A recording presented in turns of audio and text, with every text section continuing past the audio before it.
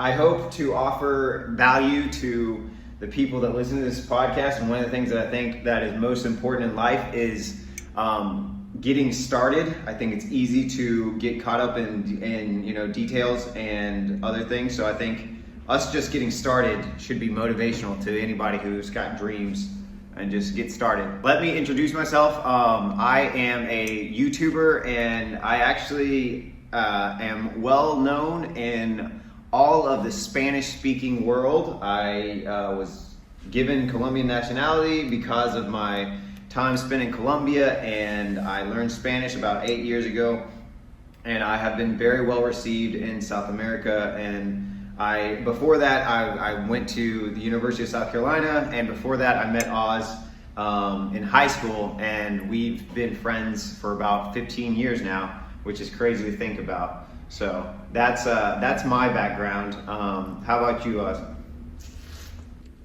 Yeah, it's 15 years, man. It's very beautiful. I am Sudanese American. Grew up in South Carolina with Zac, and I work in between tech and education. A blogger, even though I'd never actually write anything on that blog, like maybe an article a year, and also wrote a short novella called "The Night I Lost My Father's Gun." Yeah, and you've gotten posted. I've seen your articles getting posted on big news sites and stuff. So Oz is also very very humble. So gotta give it. No, those are not big news sites, but thanks.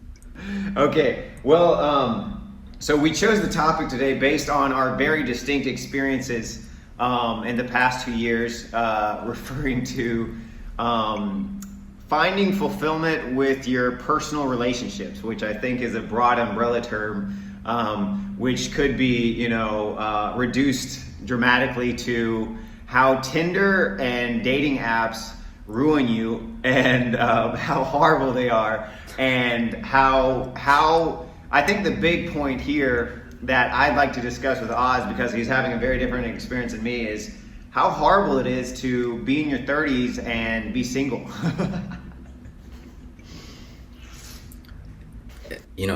I'm pretty sure there's a lot of people who are extremely happy and fulfilled 30 plus single.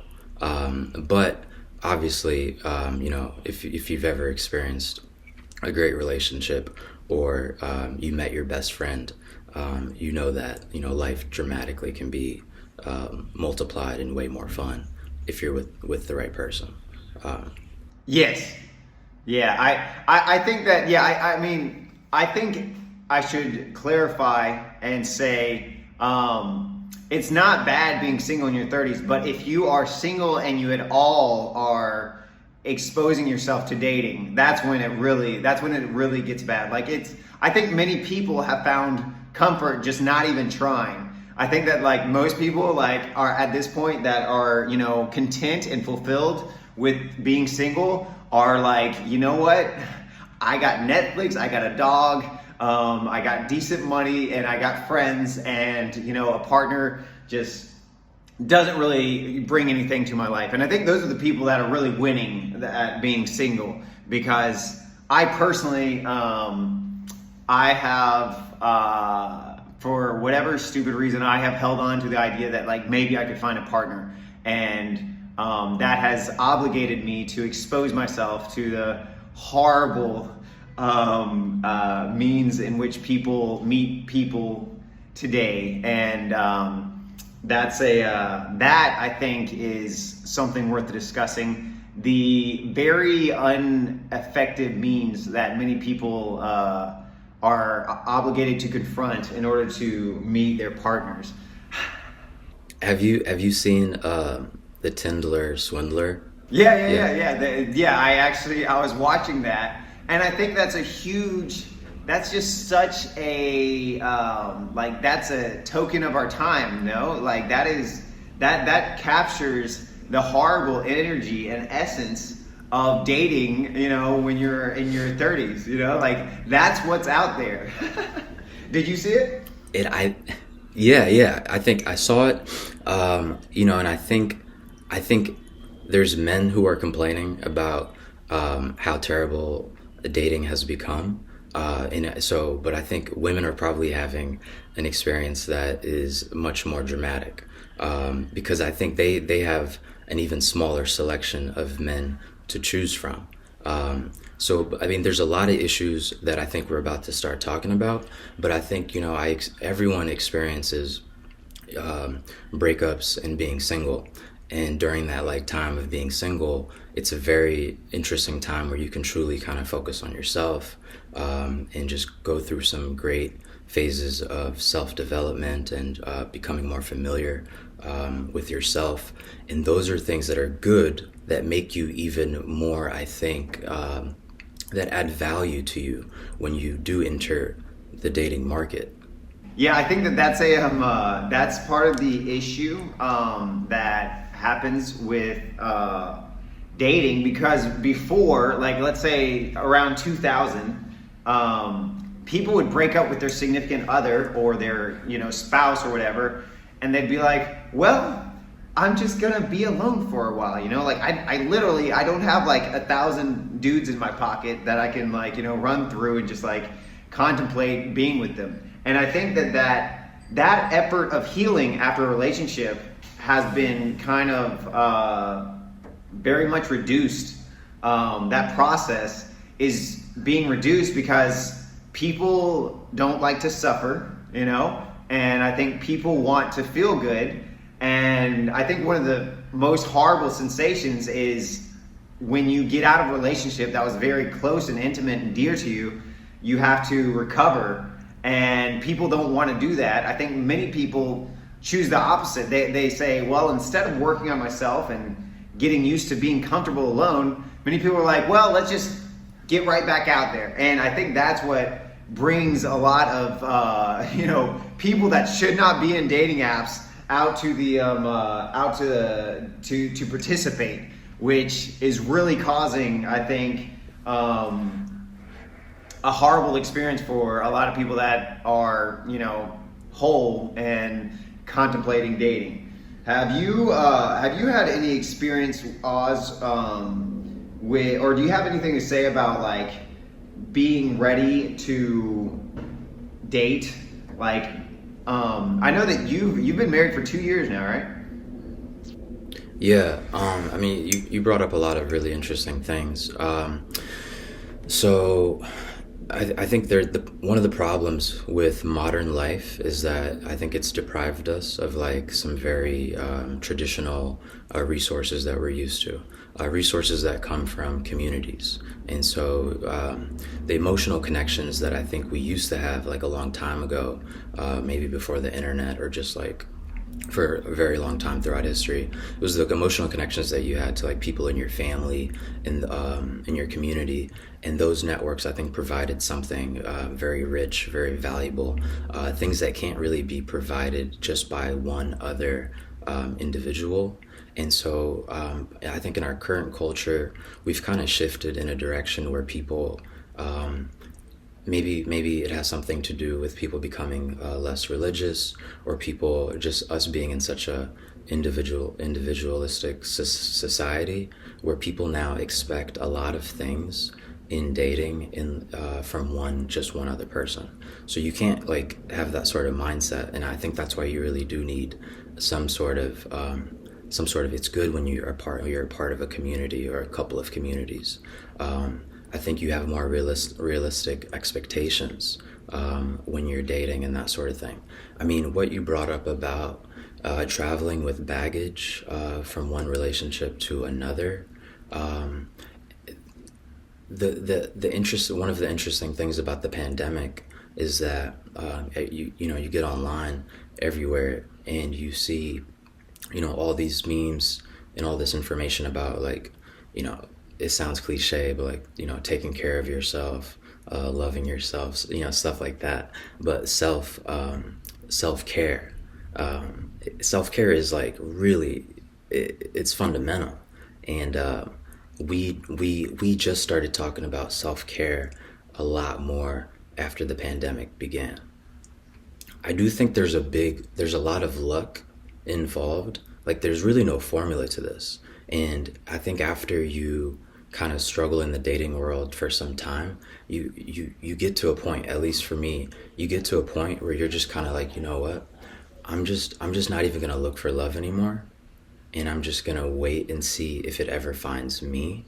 And so I think there's a time it maybe where you feel like just giving up, because it's not really something that you can just find like that. Like you're not just, there's no formula to finding, I think, your soul friend. Yeah.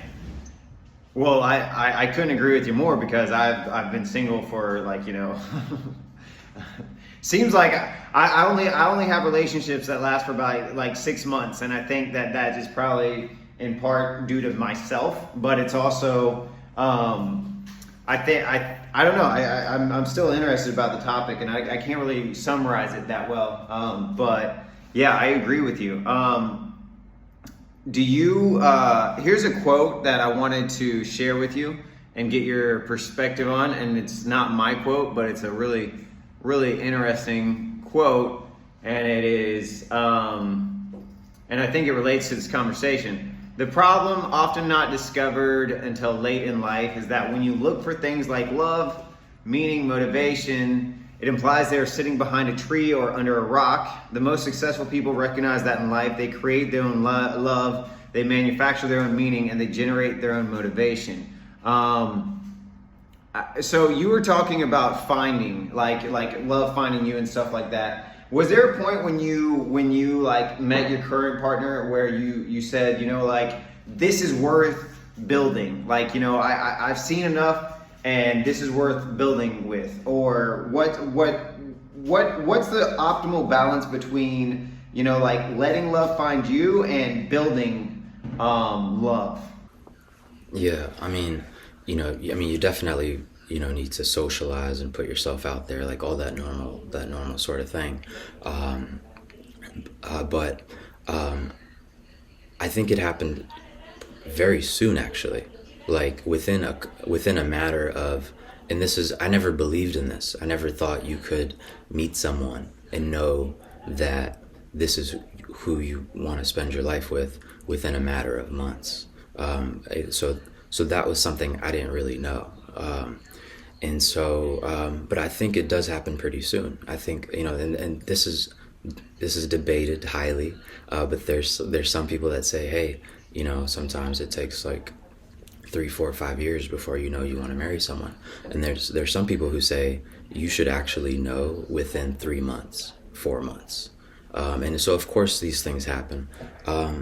But I think when you find like a rare, special sort of love, and you're talking about two people who are kind of both at a similar place in their this evolution process, because everyone's evolving. So when you meet someone and we're in our 20s, who you are at 20, that's not who you're going to be at 30. And so when you meet someone, you're looking for these indicators that kind of show you how this person might evolve. And so there's a lot of uncertainty, of course, that's involved in relationships, and so like that's something you have to be mindful of. But I do think that you should be able to tell pretty quickly. That's interesting. Now, how old are you now, Oz?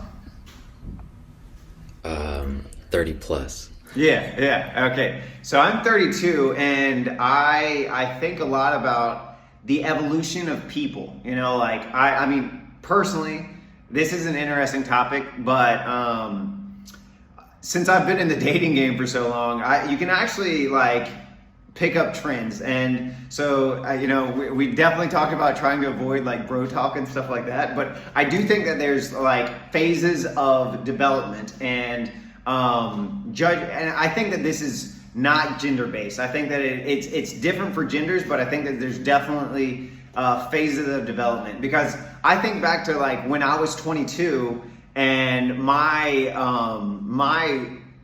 way of interacting with people and like meeting people, and like how like, how bad I was, like, and how like just off-putting I must have been in so many occasions, and like how literally I think the only thing that allowed me to have relationships at that age was just like, unbridled testosterone that like was very poorly directed, but somehow like allowed me to generate relationships. Now, as I get older and I feel like I somehow have learned, I definitely see how people go through phases of like, wisdom mixed with experience, and also the ability to deal with emotional baggage. And I think that that's something that's very interesting, because I feel like when you a lot of people like throughout their 20s are just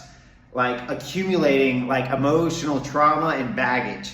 I think that that is something that has to be dealt with on some level before you can ever like consider being a good partner. How have you dealt with like your emotional baggage? Like when you met your current partner, had you already like resolved all that, or did your current partner help you resolve that? Yeah, man. Or did you not have any? I hate to assume, Nah, that's the thing. Like we everyone has their flaws, and nobody's perfect, and that's what I think is making dating, one of the things that's making dating so complicated right now. The beginning of a relationship, or the beginning of dating, it's very beautiful, it's very glamorous, it's very ripe with possibilities, and we actually at the beginning, I feel like, choose not to see certain flaws in other people, because it's the beginning. And then as you get to know someone later on, you're going to start to discover some of these flaws, and then you discover them, I think, much sooner, when people are even more transparent a lot sooner, which is, probably the best thing to do, is be as honest as possible up front, because I think that just helps both parties kind of really assess what they're dealing with. And so the thing is, we're all going to have our flaws. It's just about, are you with someone who has, it's about self-awareness. Like, are you with someone who has enough awareness to recognize some of their flaws? Can they handle receiving feedback? And are they willing to like continue working on themselves to actually incorporate that feedback? Do they have systems of actually measuring their progress? And so, these are things that like people, I think, talk about for a very long time, but it's like you can tell very quickly the difference between someone who's actually trying to implement feedback and improve themselves. Now, a lot of this, I think, for like, if we're talking about men, it's really like, I think you can save a lot of time if you're lucky enough to like have some men in your family, or like a father figure who can kind of steer you in the right direction, and teach you about morals, and teach you discipline, and teach you like how to actually communicate properly with other people in the world. Now, that's an interesting subject. Now, I come from a almost harmful background, not because there was a lack of love in my family, but because the standards that my parents set for a loving relationship are so high. So it's like, I see my mom and dad and they're like best friends and they love each other. And like, there's no like, oh, well, back in 1996 at the Christmas party, you were drunk and you made out with, Shirley or whatever. Like there's absolutely like, no toxicity in my parents' relationship. And there's also just like, it is insane to watch. Like I look at my mom and I'm like, what a noble woman. And I also look at my dad and I'm like, you did not take advantage of like the nobility of my mother. I'm just like, that is just very rare. So I think that that's that's kind of like actually failed me in my specific situation, because like, you know, if I like go to my dad, I'm like, well, Dad, how do I find a good woman? You know, like, well, son, if you do what I did, you'll grow up in a small town in the 1970s, and you know, like, people are just going to be good people. You know, it's like that would be kind of the way to, you know, guide your decision making process that I would be, you know, like, that I would have to deal with. So I think that that's one of the things that is very exhausting for us people that are single, and the realization that we are only left, like, in my perspective, the only thing that we can do is like, and that's why I love that quote from Neil Tyson deGrasse, is we are obligated to make our own concept of love. And like, that's been so hard on me. It's just like my last relationship, I wanted to bring that up just lightly. I was with somebody that you were talking about how important it is to have self-awareness and like honesty.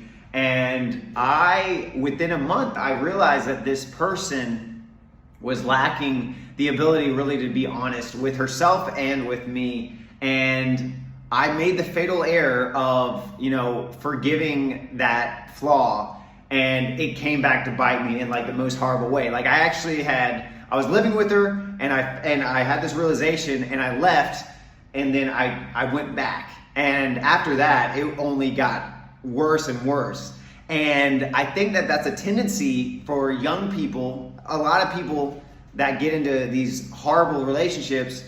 It's because they taste a little bit of like goodness, and they taste a little bit of comfort, you know, and they like have like the slightest bit of like the sensation of like, hey, I'm finally able to, you know, like, this person has like brought me out of my like shell and allowed me to experience these pleasant things that come with a relationship. I'm going to turn my head the other way just because I like not feeling lonely so much. So I don't know. Did you, before you found your partner, were you able to avoid like that? I don't know. What are your thoughts? Man, yeah, I don't think there's no way to avoid death and heartbreak and taxes. You know, there's just some things that I think all of us experience in life. And so, I mean, your situation, that right there, what stands out is you being forgiving. I think that's something that we definitely don't have as much of, or we don't talk about that so much in our culture. Like our parents' generation, very, I think, forgiving. And I think there's a lot of great stuff that's written about forgiveness in religion. And I don't think our generation really focuses on that or reads about that or learns about that way too much.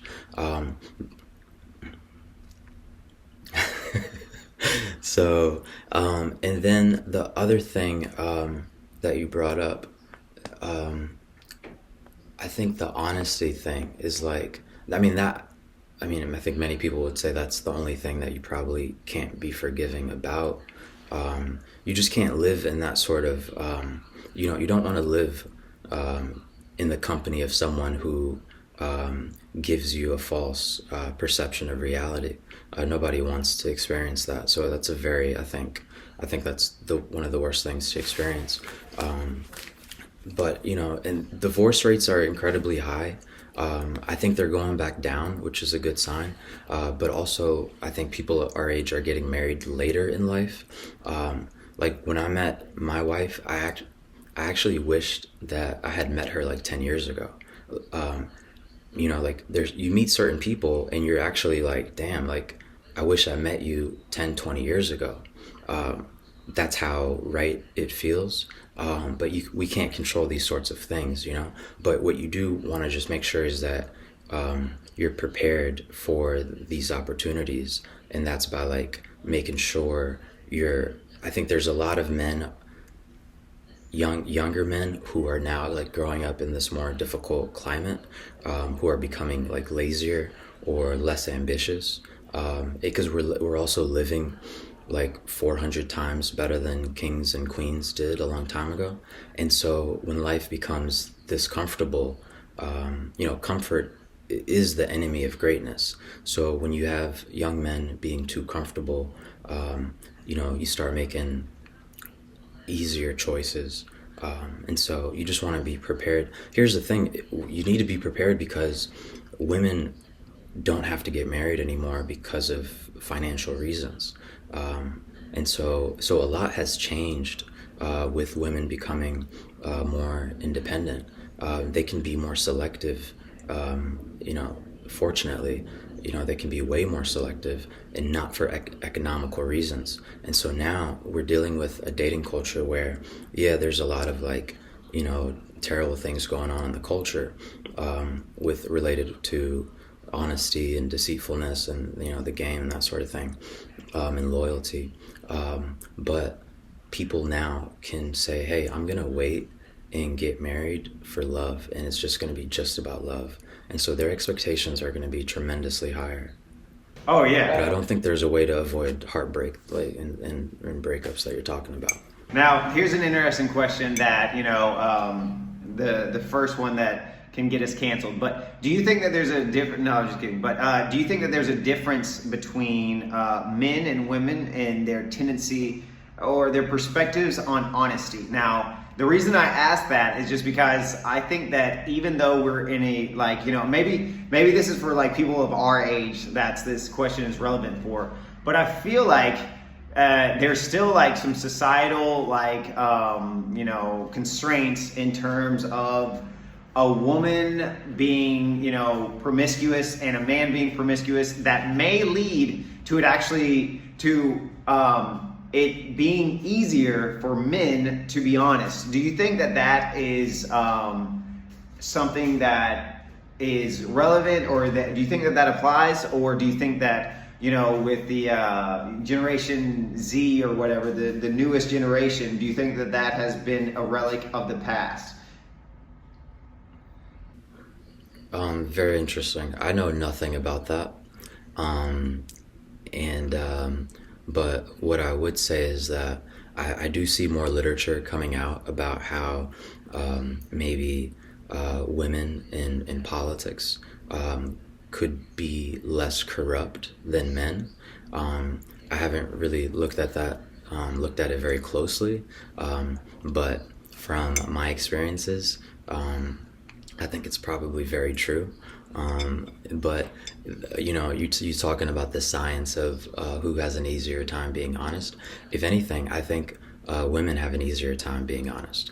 I think women are supremely much more great at communication than we are, and I think women, I think their power, naturally, verbally is way more superior than ours. And I think you're lucky if you have a sister, or I had a sister growing up, and so I kind of just had this just many experiences where I realized she's way better at communicating than me, and it just kind of made me a little bit more aware of how terrible we are at actually expressing ourselves.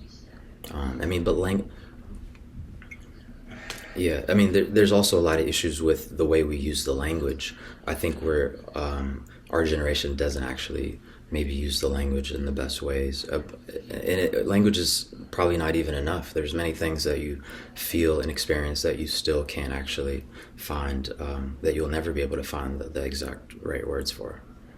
Well, to touch on that, I actually had a recent experience with my sister and with my father that I think crystallized that point that you just said. And it's essentially, we had rented a car in Mexico, and it was a family expense, and my dad ended up driving around Mexico the whole time. And, it's cool, but I wanted to drive first off, because my dad was not the best driver in Mexico, and I was getting frustrated. I was like, Dad, let somebody else drive. And I was just getting mad. I was just getting mad, and I wasn't able to communicate, because it was just I don't know. I guess because I'm a man, and men are inferior communicators. But I told my sister about it. I was able to communicate it to my sister, and then my sister was like, "Hey, Dad, how about you let Zach drive?" And conflict resolved, and I was just like, wow, Alex, how'd you do that? I was like, that's incredible.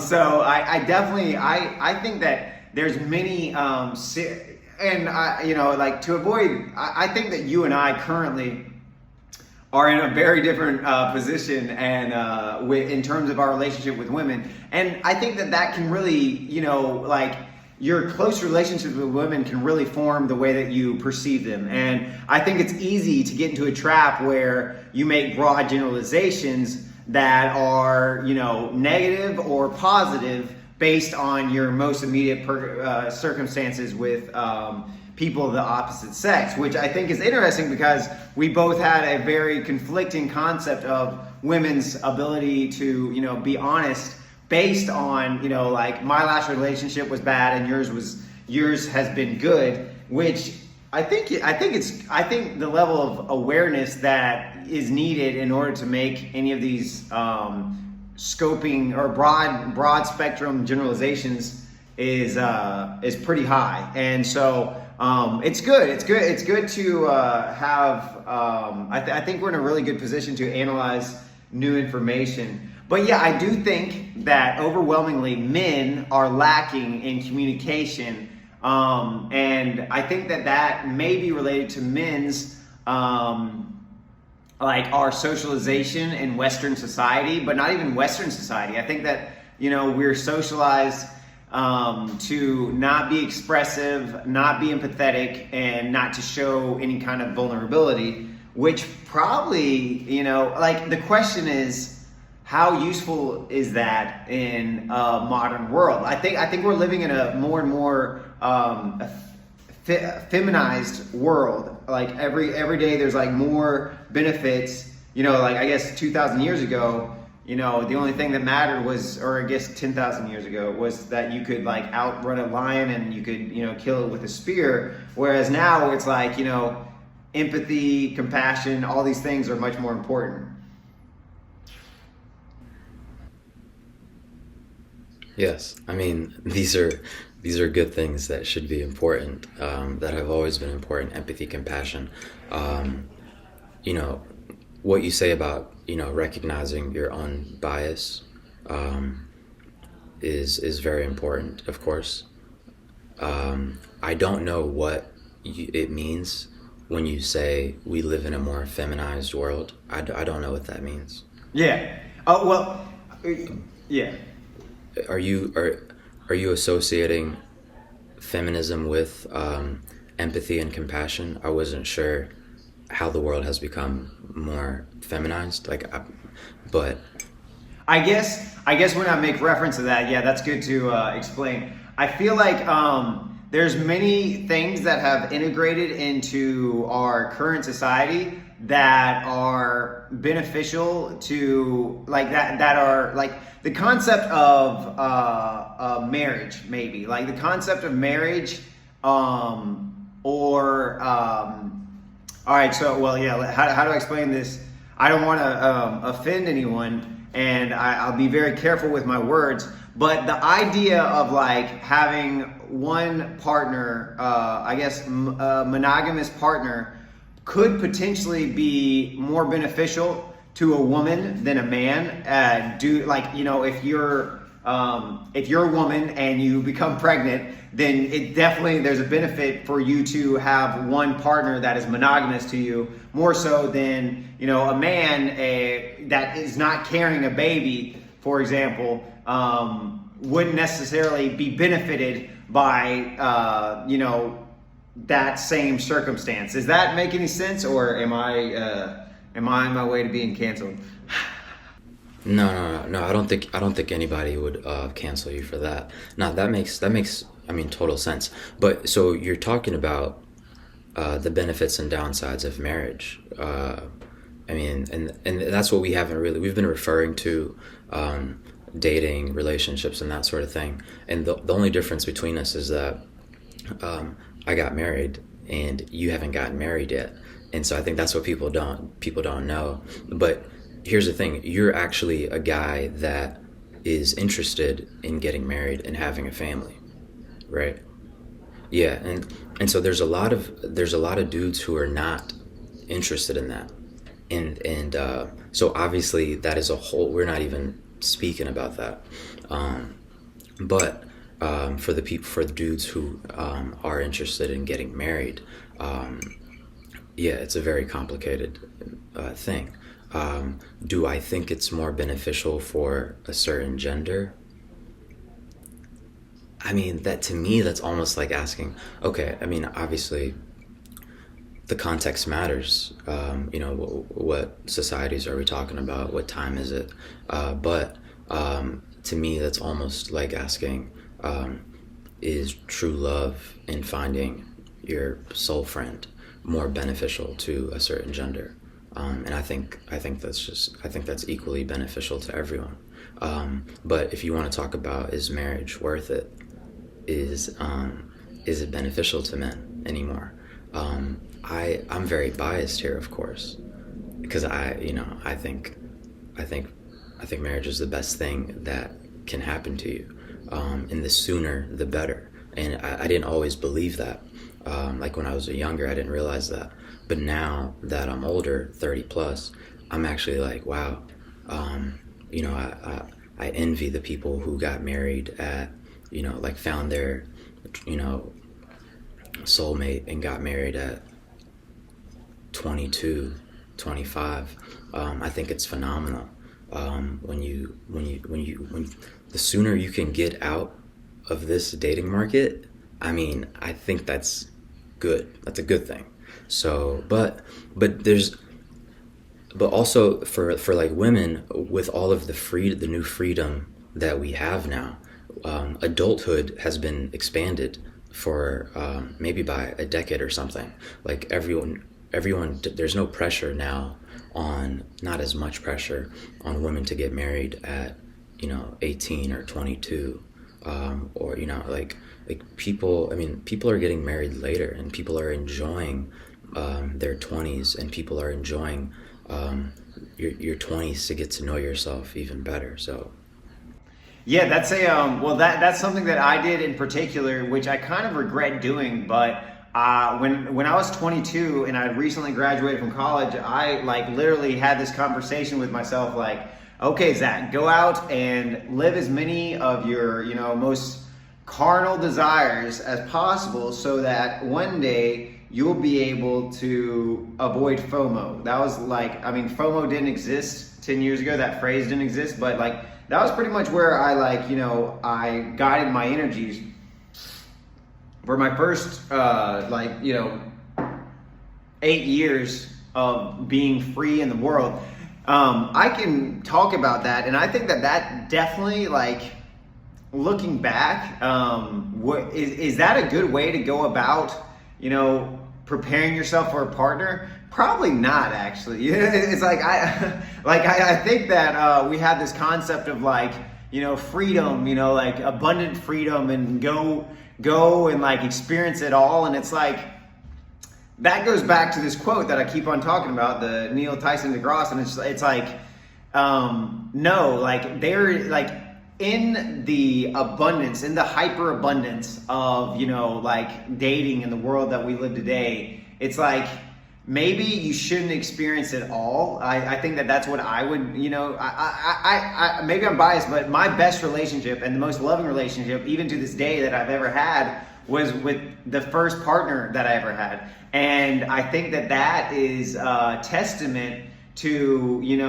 and the big problem that I had with my first partner was that, she always knew that I was girl crazy. And I had this concept of I wanted to, experience as many interactions and relationships with women as possible. And looking back, I'm I bet the most wholesome experience of my life and the most beneficial relationship with the woman that I've had was probably my first one, and so it's I think that we are actually causing harm on some level in our ability to decide that this is it, or that this is good enough. I think the hyper competition and the hyper opportunity, I'm saying hyper a lot, but all the opportunity that comes from, Bumble and Tinder and the swipe right, swipe left is actually reducing our ability to decide. And I think even like making the decision is far more important than considering, like making the decision that this person is going to be your partner is far more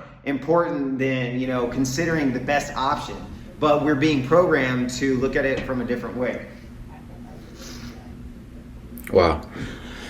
Wow. So many fascinating things there. Here's a few different thoughts. Sometimes I'll be trying to figure out what to watch, like on Netflix or something, and I'll scroll through options for maybe like 30 minutes and then decide not to watch anything at all. And I'm sure this happens to a lot of people. Some of the things that you brought up, of course, you don't want to enter a marriage when you're not ready to be married to one person. That's like that's not good, obviously. So you want to get married when you're actually ready to get married.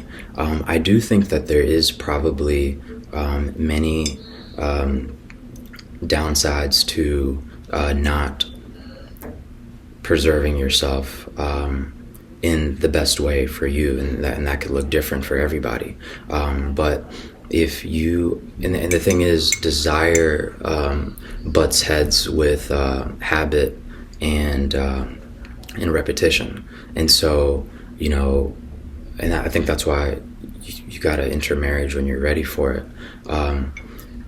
But I do think if you have an excessive amount of interactions, or you date for excessively when you're not even dating for the right reasons, instead of actually discovering how to embrace your solitude and extract wisdom and love from solitude, and you're trying to use dating as an escape.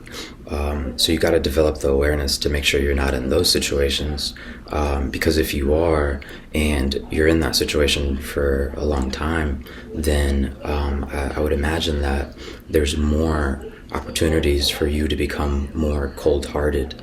There's more opportunities for you to maybe become more jaded or cynical. It's definitely going to have an impact on your, I think, perspective on love and dating, and maybe not for the better.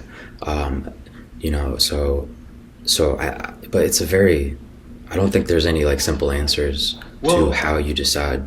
I wanted to mention something that I have realized, and I think that this is a very, 45 minutes in and we start to get to like tips and tricks, like beneficial information. But I think something in my case in particular that I've realized is that many times, so I live an extreme life, and I think it's probably extreme by a lot of standards, but one of the extremities of my life is extreme solitude. Like I am in countries that I don't even have nationality or family or any ties to. I spend a lot of time.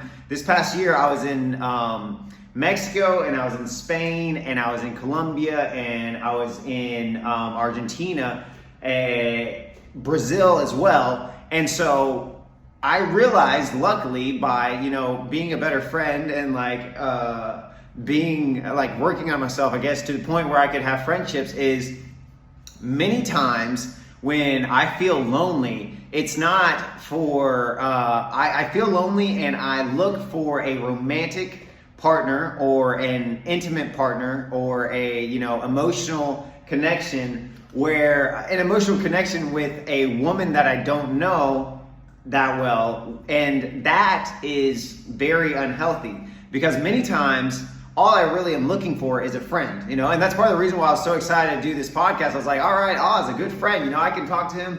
I got him locked in every Saturday, but it's like many times we are unable to distinguish between, hey, I am looking for community, or I'm looking for a relationship with like a superficial, vacuous relationship with a woman. You know, so I think that it's very hard for us to distinguish between, or it's not natural that we are able to, you know, say, this is what I'm looking for. I think many times this feeling of loneliness actually is coming from like a drive to be in a community, to be, you know, in part of a social dynamic that we feel good with. And it's furthermore on that, I think many times we get caught up in a feedback loop of sorts, just exposing ourselves to multiple people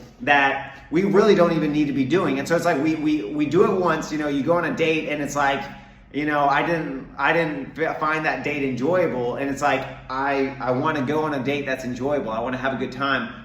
And we start looking and opening up this vacuum that doesn't even need to be open, because what we really needed to do instead of going on a date was spend time with family or friends, or in community, or in a environment that is good for, you know, like that we are passionate about, that we feel good with, like, you know, a work environment or a sports environment, like, you know, like doing sports or anything like that. So that's something that, if I can say that I've learned about myself that could be valuable to anyone that's listening, is that, you know, many times we have this desire to be connected, but we aren't able to determine what it is that we really need to be connected to. We definitely feel isolated, and we feel like out of the loop, but it's because we're lacking in other aspects. And the last thing that we need to do is go on more dates.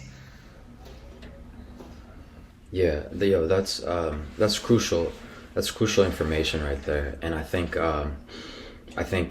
obviously, you know, you have a lot of awareness now, being able to like look at that and reflect on that and share that with other people, so that they don't have to figure out the hard way. But, you know, you got to learn from people's mistakes, and I think you got to also just make sure that you're receiving a lot of love. It sounds so cheesy, but from yourself. But then, like you said, sports, it could be work. You got to have hobbies. That's the thing. I think in your 20s, you got to have your hobbies. You got to be a part of communities, and you got to have the thing that allows people to live the longest and extend their life. They found, I think, is your social ties. So, you know, friendships, good, healthy friendships actually make you live longer. And so I think once people recognize that, it kind of changes how you focus and what you decide to pay attention to. And the thing is, we're living at a time where we're losing our ability to focus. We're losing our power of paying attention, and it's becoming more complicated about choosing what to pay attention to. So, I mean, I'm really happy that you and I grew up. We're the last generation that grew up, I think, like before cell phones, and then when they came out, I don't know how to say it. But when we were in middle schools, and like there were no cell phones. Like, we grew up as kids, like just playing outside. And so I'm not sure where I was going with that, but I think that has helped us a lot with kind of developing some good skills. But I was talking about figuring out what to pay attention to. And so if you are dating excessively or creating relationships that don't need to be created, some people should stay strangers, you're wasting your energy on the wrong things. And so you have to preserve your energy, I think. Yes, I could not. Well, yeah. I think to bring that into a circular logic. Yeah, I actually had a conversation because I am still single, and I had a conversation with some women that were studying abroad in Argentina, and I was with my sister, and I just started a conversation with them because I was like, well, they're American, you know, like they're speaking in English. That's interesting. I'm going to start a conversation with them. And we both, my sister noticed as well as I did, like I was just being friendly. I wasn't being weird or creepy, but I did start a conversation with them. And I think the generation like 10 years younger than us is supremely lacking in the ability to engage in a conversation. And it's scary to be honest, because I was just like, hey, tell me about yourself. What are you doing here? Oh, that's cool. Here's some interesting information about the city. And they were kind of just like, okay, are we done yet? And it wasn't even like, it wasn't like I was making anyone uncomfortable. It was more like they were interested in the conversation, but unable to, participate in an effective means. And so that's something that is definitely very real. And I feel like we were blessed because we are able to, live without this strong link to technology that like the kids that are like 20 have. Like we're able to exist without it, but we're also able to interact in it without it changing our fundamental makeup. So I think that is something that is also affecting dating.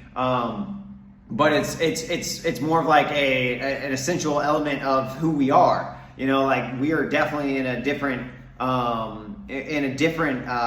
we have a different means of relationship, and our desire that, like talking about comfort and suffering, I think that we may be able to be self-aware about like, hey, we're not suffering enough, or like we're directing all of our energy and there's no, like I think that we have a little bit of self-awareness about our behavior, because there was a time when we weren't always on our cell phone, when we weren't always connected to the internet and technology, and that puts us in a really good position because I feel like people that are younger than us like just grew up on iPads or grew up on any of these cell phones in particular have such a way of penetrating your realm of attention that has not existed prior to this. And I think that our struggle as people in our millennial generation is the ability to be aware and be above like our emotions. And so I don't know, I think it's interesting that as well. Yeah, I mean, there's a lot of people who are writing about how technology is rewiring our brains, and there's a lot of interesting work there. There's the young folks are going to be in the comments telling you that those girls in Argentina were having a better conversation before you showed up. Yeah, that's why they were talking to you like that. Which I would like to recognize could definitely be the case. I am not above recognizing that. They just don't want to talk to you. So we'll see that in the comments. But I do think that we've been online and we've been communicating online for so long that for some people it might be easier to just communicate online now versus in real life. And I think the pandemic and working remotely has actually shown you that you might know someone and their personality in real life at work, but when you guys are on Zoom or in a Zoom meeting, they might be the most vocal person in the chat, but they're not that way in real life. So I think there's some differences there. I do think strangers meeting, I don't know for sure, but like it does seem like strangers. I mean, we grew up down south in South Carolina, so people need to know that you and I we grew up in a place where literally everybody says hello to each other and like, how you doing? Like people are in their cars, like just waving hello, like in your neighborhood all the time. So I think you and I like are not used to people not having this sort of like Southern hospitality and being willing to engage in a conversation, because everyone talks to each other in South Carolina. Oh yeah. So, but I do think there's legitimate changes that are happening in the way people interact with each other that you're bringing up, and moving into the metaverse and a world that's about to become 100 times, I think, even more infused with technology. I don't know if that's going to actually make things better. I mean, from what we see in the last couple of years, technology and media, they've made us more connected, but it seems like people are actually more divided.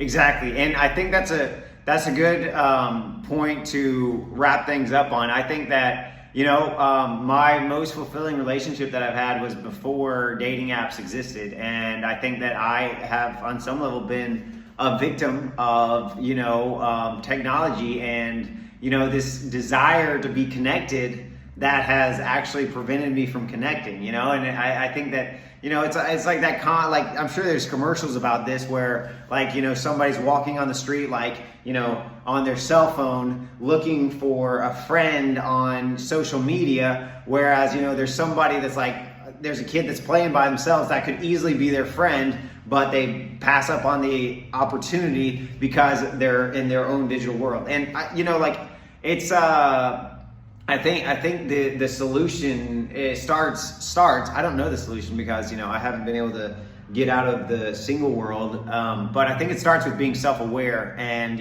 realizing that just separating yourself from your relationship with technology or whatever thing that really motivates you, and just considering is this really helpful for me?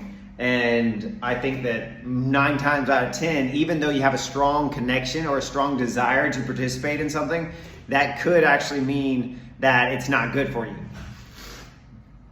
Yeah. It reminds me, Emerson says something like, what if the gods are in the day? And just talking about how, we're technology might be robbing us of our days. So we just got to pay more attention to how we spend our time with those 24 hours. Let's make our next podcast about how to own technology and make sure that technology doesn't own you. Yeah, definitely. I'm down. All right. Well, I think we did a good job, and we also doubled our we talked twice as long as we said that we would. Yo, this is really good for your editor. They'll have more content. Yeah, they're gonna love this. Well, they may enjoy this. There's probably a lot of stuff that you guys should cut out from me. I'm pretty sure I did a lot of rambling. No. I'm sure we can. I'm sure we can. I like it. I think it's good. It's a little bit of a touch of humanity to leave it full, but we may have had moments when we were sharing more valuable information than others. But I think that's a mutual responsibility that we have there.